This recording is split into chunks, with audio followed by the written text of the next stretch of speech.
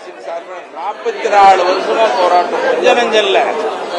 இப்ப மாவட்டந்தோறும் மகளிர் மது ஒழிப்பு மாநாடு, அது மட்டும் இல்லாம காந்தி பிறந்த நாள்ல 1000க்கும் மேற்பட்ட விதவை பெண்கள் சாராயம் குடிச்சு இறந்த இளம் விதவைகளை கொண்டு வந்து காந்தி படத்தை காந்தி சிலையை வச்சுக்கிட்டு மருத்துவ போராட்டம்.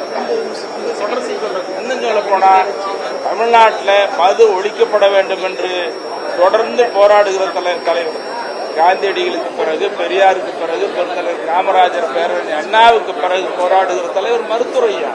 பாட்டாளி மக்கள் கட்சி தேர்தலுக்காக, வாக்கு வங்கிக்காக, மக்களை காப்பதற்கு